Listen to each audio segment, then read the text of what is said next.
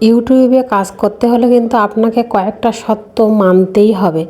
মানে আমরা যারা নতুন আছি তারা কিন্তু ইউটিউব সম্পর্কে মানে এই ভিডিও সম্পর্কে অনেক কিছুই জানি না। তো আসলে আমি যে খুব বেশি জানি তাও কিন্তু না, তবে যেটুকু জানি বা বুঝেছি দেখেছি মানে নিজে চ্যানেল থেকে যে অভিজ্ঞতাটা হয়েছে সেটাই বলছি। প্রথমত আপনার শরীর ভালো থাক বা খারাপ থাক, আপনাকে নিয়মিত ভিডিও কিন্তু আপলোড দিতেই হবে।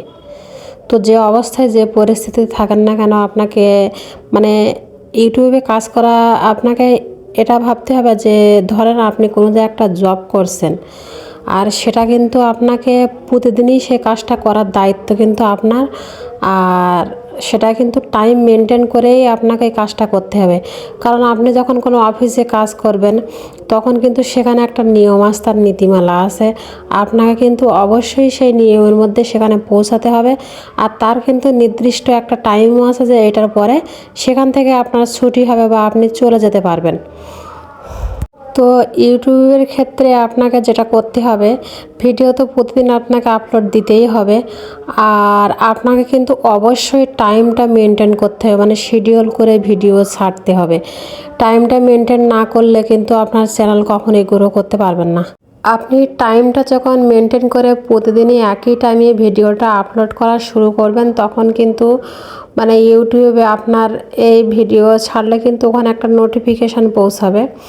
তো ওই নোটিফিকেশান দেখেই কিন্তু আপনার ভিডিওটা তারা কিন্তু বিভিন্ন জায়গায় মানে আপনার ভিডিও যে ধরনের মানুষ দেখতে পছন্দ করে, যে ক্যাটাগরির ভিডিও, তারা কিন্তু বিভিন্ন জায়গায় মানে ওইটা পৌঁছানোর চেষ্টা করবে যে এই ধরনের ভিডিও কারা দেখে বা দেখছে, তাদের ফোনে কিন্তু আপনার ভিডিওগুলো পৌঁছাতে সুবিধা হবে তাদের।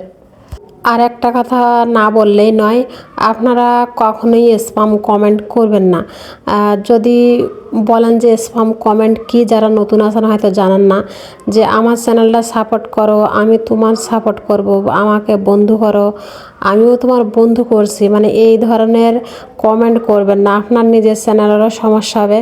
যার চ্যানেলে আপনি এই ধরনের কমেন্ট করছেন তারও কিন্তু সমস্যার সম্মুখীন হতে হবে। সুতরাং আমি একটা কথা বলে আমার কথাটাই কেউ রাগ করবেন না। কারণ ভিডিও আমরা যারা করি ইউটিউব জগতে, যারা সফল হতে চাই বা চাচ্ছি, তারা কিন্তু মানে প্রত্যেকেই কিন্তু কষ্ট করে তার জায়গা থেকে সর্বোচ্চ দিয়ে। আপনি আপনার ভিডিওটা তৈরি করছেন, আপনার সর্বোচ্চ দিয়ে সেখানে চেষ্টা করছেন সেটা ভালো করার জন্য। আমিও কিন্তু চেষ্টা করছি আমার ভিডিওটা ভালো করার জন্য।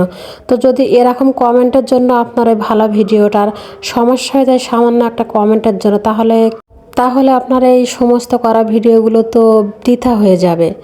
তাহলে এইটা করার তো কোনো যুক্তি নেই আসলে, আমি যেটা মনে করি। যারা হয়তো অনেকে ইউটিউবে প্রথম আসলে প্রথমত অবস্থায় এই সম্পর্কে কারোর কোনো ধারণাই নেই, বা আমিও জানতাম না, আমি শিখছি মানে মানে একটু একটু করে আর কি। তারপরেও আমায় যেটুকু শিখছি, যেটুকু ধারণা হয়েছে সেটুকু থেকেই কিন্তু আপনাকে বললাম বা আপনাদের বলছি আমি।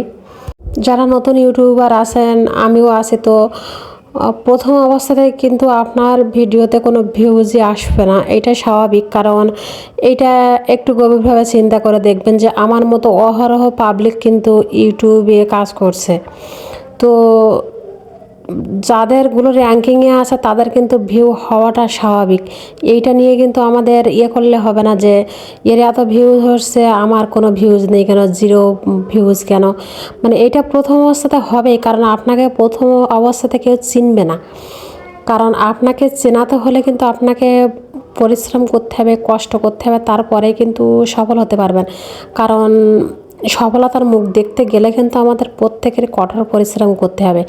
আর আমার যে মানে সকল ভাই বোনেরা ইউটিউব জগতে সফল হয়েছে তাদের পিছনেও কিন্তু কষ্ট আছে অক্লান্ত, সেগুলো হয়তো আমরা দেখতে পাই না, কিন্তু তারাও কিন্তু বিনা কষ্টে ওখানে উঠতে পারেনি। তো এইগুলো মাথায় না নিয়ে আপনি চেষ্টা করবেন ভালো করে ভিডিও তৈরি করার। ইনশাল্লাহ একদিন আপনার ভিডিও হয়তো ভাইরাল হবে, অবশ্যই হবে। ইউটিউব অবশ্যই ভিডিও আপনার ভাইরাল করবে। একটু ধৈর্য ধরতে হবে, এখানে কিন্তু ধৈর্যটাই মেন। আর সর্বশেষ একটা কথা বলতে চাই, যে কথাটা না বললেই কিন্তু নয়। আপনি একজনের ভিডিও দেখলেন যে সে কিন্তু ভাইরাল হয়েছে, তো ওই টপিক নিয়ে তার মতো ওইভাবে ভিডিও বানাতে শুরু করি আমরা। কিন্তু এটাই হলো আমাদের সবচেয়ে বড় ভুল ধারণা। আপনার মধ্যে যে প্রতিভা আছে আপনি সেটাই প্রকাশ করার চেষ্টা করেন, তাহলে কিন্তু আপনার পক্ষে সুবিধা হবে। যাই হোক, অনেক কথাই বলে ফেললাম, যদি কিছু ভুল বলে ক্ষমাসুন্দর দৃষ্টিতে দেখবেন।